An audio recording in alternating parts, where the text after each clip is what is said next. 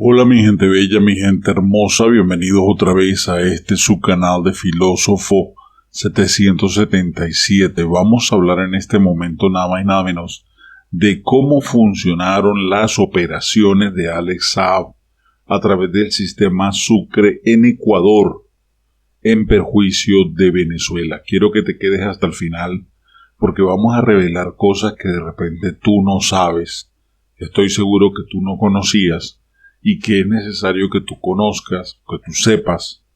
para que puedas visualizar, darte un panorama de cómo funcionó ese entramado y cuáles fueron sus aportes para la destrucción económica de Venezuela y para el enriquecimiento de Alex Saab. Luego de que una política y jurídicamente se sentaran las bases para la constitución de lo que se conoce como el Sistema Unitario de Compensación Regional Sucre, y de que tanto Colombia como Venezuela suscribieran el 28 de noviembre del año 2011 un convenio para la construcción de casas prefabricadas para la Gran Misión Vivienda entre Alex Saab y Álvaro Pulido Vargas, propietarios de la empresa Fondo Global de Construcción, o mejor conocida como Foglocons, conformada con apenas 4 días antes de la firma del contrato, así como su gemela en Ecuador, Fondo Global de Construcciones Ecuador, que fue creada en septiembre del 2012, movieron los hilos para proceder a darle operatividad al sistema que habría de hacerlos millonarios. El asunto consistía en una estafa a través de la moneda Sucre. Tenía forma, solo era necesario instrumentarla. Así lo reseñó la periodista Merbor Petit en Venezuela Política. Así también lo refiere el informe de la Comisión Especializada Permanente de Fiscalización y Control Político de la Asamblea Nacional de la República del Ecuador, sobre lo que se conoce como el proceso de fiscalización del caso Sucre-Foglocons, el cual estableció que el Sistema Unitario de Compensación Regional Sucre solo fue un mecanismo de defraudación, un instrumento de enriquecimiento ilícito estructurado sobre una plataforma político-ideológica. Con Colombia y Juan Manuel Santos, solamente de recuerdo en la foto del día de la firma, Alex Saab y Álvaro Pulido apuntaron al Ecuador, donde la dolarización allí imperante permitiría poner el negocio en movimiento. Procedieron a firmar un contrato para la exportación de paneles prefabricados desde Ecuador, y eso se firmó entre el Fondo Global de Construcciones Ecuador y la empresa ELM Import de Venezuela, ambas propiedad del colombiano, y pusieron entonces la estafa en funcionamiento. El informe refiere que con fondos provenientes del Banco Central de Ecuador, a saber 159.8 millones de dólares, la empresa ELM Import pagó por adelantado a través del sistema Sucre, algo que ocurriría a solo 3 meses de operaciones, el 28 de diciembre del 2012 hasta el 26 de marzo del 2013. En ese tiempo, la trampa se materializaba mediante exportaciones ficticias y compulsivas, de tal manera que casi a diario el Banco Central de Ecuador emitía pagos hacia Foglocons por $864,000. De este modo, la empresa de Alex Saab y Álvaro Pulido recibieron en total $160 millones, pero solamente enviaron a Venezuela paneles de construcción prefabricada por casa de la Gran Misión Vivienda en el equivalente de $3.1 millones, o mejor dicho, 3.100.000. Recibieron $160 millones, pero enviaron solamente 3.100.000 en paneles prefabricados. Estas actividades delictivas, tanto de Alex Saab como de Álvaro Pulido, contaban con la complicidad de autoridades ecuatorianas. Sus fichas en Ecuador eran Luis Eduardo Sánchez Llanes, quien dirigía el Fondo Global de Construcción Ecuador. Jaime Sánchez Llanes, quien era el asesor de Rafael Correa, muy amigo de Hugo Chávez. Cumplían con su papel y agenciaban y diligenciaban para que la operación marchara sobre ruedas. Los parlamentarios determinaron que Jaime Sánchez se entrevistó con el presidente del directorio del Banco Central de Ecuador, Diego Martínez, para interceder a favor de la empresa de Alex Saab, algo que ocurrió en el primer trimestre del 2013, cuando el ente emisor estaba desangrando ya los dólares de su reserva internacional para adelantarle los pagos al Fondo Global de Construcción por las importaciones que iba a hacer ELM Import. Importaciones ficticias. Recordemos que, queriendo convertirse en un hombre nuevo, Germán Rubio Salas se suicidó judicialmente y se adjudicó el nombre de un personaje muerto, Álvaro Enrique Pulido Vargas, fallecido en el año 2005 en Fort Lauderdale, Miami. Con esta nueva personalidad, Germán Rubio Salas, el capo, conoció a Alex Saab. Recordemos que por Germán Rubio, mejor dicho por Álvaro Pulido, están pidiendo $10 millones, lo que equivale al 6% del dinero que fue lavado en Ecuador. Ya siendo socios, tanto Saab como Pulido pasaron a ser los contratistas favoritos del régimen chavista, y luego del escándalo del Fondo Global de Construcciones vinieron los contratos CLAP, contratos millonarios con PDVSA, así como otros acuerdos de intercambio de metales preciosos a cambio de bienes entre Venezuela y Turquía. El informe parlamentario hace mención al venezolano Carlos Francisco León Ponte, representante de la Casa de Valores panameña Cefis S.A., quien recibió la autorización de Luis Zúñiga Burneo, representante legal del Fondo Global de Construcción, a efectos de poder transferir aproximadamente $7 millones desde Ecuador hacia el Banco Pichincha de Panamá. El referido ciudadano venezolano Carlos León Ponte hace constar en documentación recabada en la presente investigación, donde él viajó junto a los señores Carlos Pérez, Guillermo Montefusco y Luis Sánchez, el accionista en Fondo Global de Construcciones Ecuador, Luis Justi Ligo, el CEO de Empresa Cisgo, filial de PDVSA en Estados Unidos, Luis Justi López, el padre de Luis Justi Lugo y expresidente de PDVSA,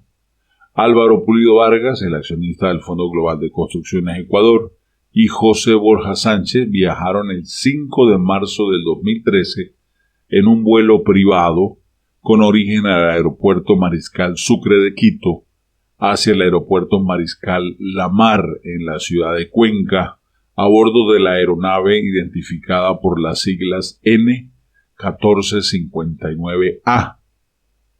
Recordando que tanto Pulido Vargas como Luis Sánchez Llanes ya eran socios de la compañía Fondo Global de Construcción con sede en la ciudad de Guayaquil, Ecuador.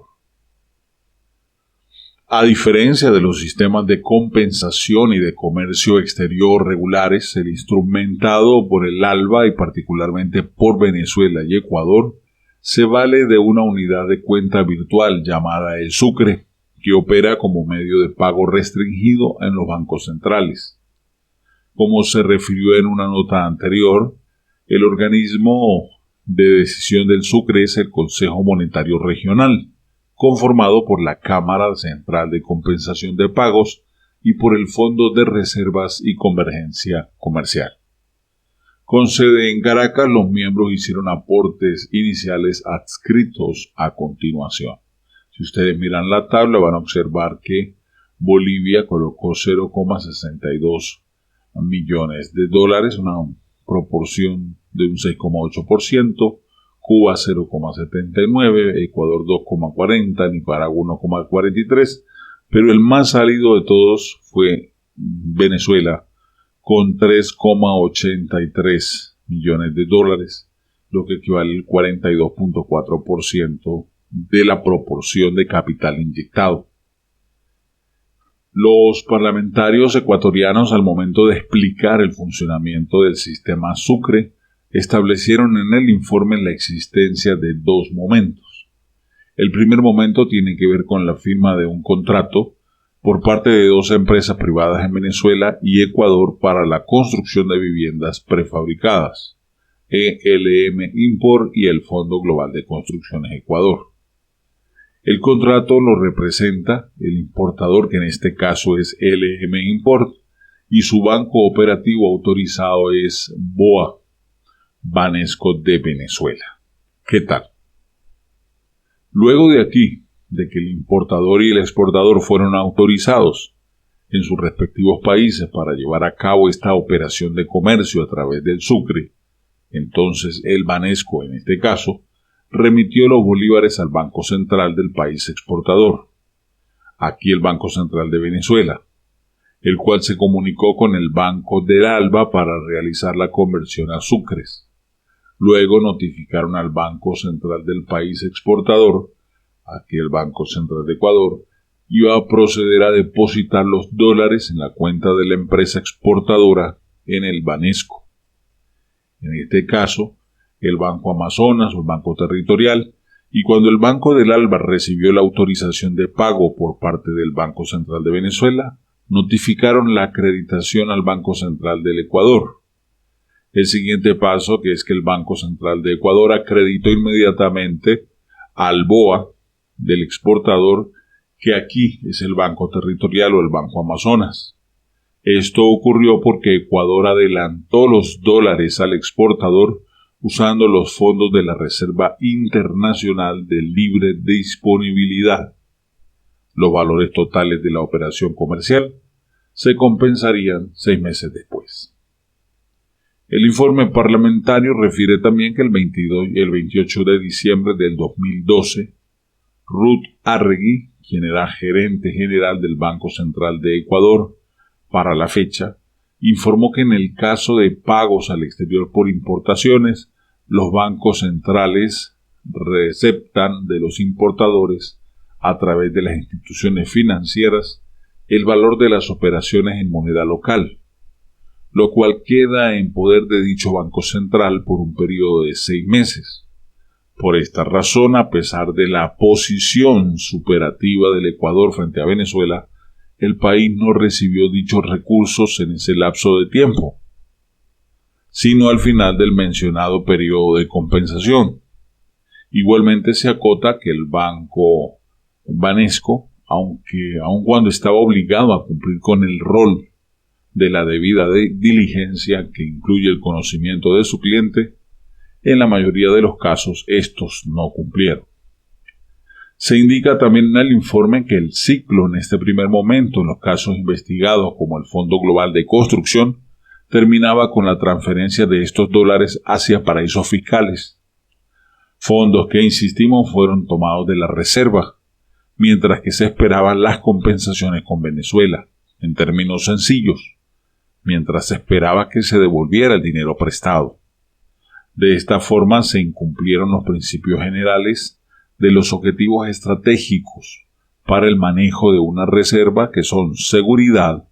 liquidez y rentabilidad. La reserva ecuatoriana, según la normativa, es un activo público y en este caso fue utilizado para garantizar negocios privados que estaban manchados de corrupción. Se advierte que al no existir las importaciones originadas en Ecuador, lo que procedía era exigirle a Venezuela devolver el dinero que Ecuador le había adelantado. Otro momento que se da en este proceso de corrupción es el siguiente. Pasa el informe de la Comisión Especializada Permanente de Fiscalización y Control Político de la Asamblea Nacional Ecuatoriana a explicar cuál fue el segundo momento del Sistema Unitario de Compensación Regional de Pagos Sucre, el cual se justificaba a partir de una supuesta compensación semestral entre las importaciones y exportaciones por los países miembros, pero que en realidad operó exclusivamente como un mecanismo de exportaciones ficticias a Venezuela. Refiere el reporte que el Banco del Alba notificaba los resultados de la compensación entre comillas semestral y los valores en sucres a pagar y a cobrar a los bancos centrales de los países miembros, quienes hacían el pago en dólares, al ser esta la moneda de referencia común. En el caso explicado en el informe, el ALBA notificó el valor a pagar al Banco Central de Venezuela y el valor a cobrar por el Banco Central de Ecuador. Entretanto, el Banco Central de Venezuela ordenó el pago en dólares a través de sus bancos corresponsales ubicados en el exterior, corresponsales como el Banco Central de Ecuador, un dinero que provenía de las reservas internacionales de Venezuela. Esto ocurre 6 meses después de que el Banco Central de Ecuador le adelantó a los exportadores los recursos tomados de la reserva. En el caso estudiado por la Comisión y ejemplificado en el informe, se utilizó el Commerzbank de Alemania como banco corresponsal, en virtud de que tanto Ecuador como Venezuela tienen cuenta en ese mismo banco. El Tratado del Sucre establece y menciona que las operaciones realizadas usan como medio de pago la unidad de cuenta común denominada sucre, conformada por monedas de los estados parte y por las principales divisas del uso internacional. El valor de inicio del sucre se estableció en un 1.25 dólares por unidad, lo que se ha mantenido fluctuando entre 1.24 y 1.25 dólares. Los sucres se asignaban a cada estado parte por el Consejo Monetario Regional, de acuerdo a las operaciones de importación y exportación. Entre los años 2010 y 2018 se asignaron un total de 421.6 millones de sucres, equivalente a 527 millones, un monto que se mantuvo mediante un pagaré. Subrayan en el informe que a partir del año 2012, las operaciones cursadas en sucre ya formaban parte de las reservas internacionales. Desde sus inicios, la asignación de sucres solamente incrementó el caso de Venezuela, por lo que se incrementó también su cupo semestral en 3 ocasiones. La compensación se realizaba entre los dos países que forman parte del sistema sucre en relación a la diferencia entre las importaciones y exportaciones de los particulares que se realizaban de manera semestral. El informe del parlamentario advierte también que en el caso de Ecuador todas esas compensaciones, entre comillas, fueron a favor, por lo que no se puede hablar de una compensación real, ya que para que esto se dé, es necesario que tanto las importaciones como las exportaciones estén equilibradas o de que por lo menos existan. Se explica también que las exportaciones de Ecuador a Venezuela se ubicaron en 2.697 millones de dólares, mientras que las importaciones de Venezuela a Ecuador alcanzaron solo 143 millones de dólares a partir del año 2016. Las importaciones fueron a cero, es decir, no se puede hablar de un sistema de compensación, el cual el gerente del Banco Central de Ecuador, el señor Guillermo Avellán, le dijo a la Comisión Permanente Parlamentaria que el resultado de las operaciones del sistema sucre habían anulado el concepto de compensación, por lo que se confirma el uso de los fondos del Estado para pagar a exportadores privados, que como se verá más adelante fueron ficticias o fueron sobrevaloradas y que incluso se utilizaron empresas de papel. Entonces mal se podía hablar de la existencia de una balanza de pagos. Lo que se obtuvo fue una deuda de Venezuela por los pagos que el Banco Central del Ecuador le anticipó a sus exportadores, un gran número falsos o fraudulentos. Aun cuando cada 6 meses, entre enero y julio, se debía realizar la compensación de las operaciones y cobrar o pagar el valor a favor o en contra obtenido por el país en función de las exportaciones o importaciones realizadas, lo que ocurrió en realidad fue que el Banco Central, ambos bancos centrales, retenían durante 6 meses los fondos de los importadores. El Banco Central del país exportador, en este caso Ecuador, le adelantaba los dólares a estos falsos exportadores, los mismos que eran transferidos de manera inmediata a paraísos fiscales, incluyendo a los Estados Unidos de Norteamérica. Bien, ¿cómo les parece? Así de extenso y de complicado fueron las tramas corruptas que manejó Alex Saab, Álvaro Pulido, con ayuda de Correa, para que el dinero se moviera entre los bancos centrales, adelantaran, compartieran, enviaran a paraísos fiscales, y nunca se diera lo que se esperaba, que era la importación a Venezuela o la exportación de Ecuador hacia Venezuela de las casas prefabricadas. ¿Qué tal? Me extendí demasiado, te quedo viendo la frase, dime qué opinas al respecto. Un abrazo rompecostillas. Si aún no has visto el programa que hice en el canal Ventana al Mundo, te invito a verlo. Allí te voy a dejar el enlace en el comentario, en el primer comentario. Dale, bendiciones.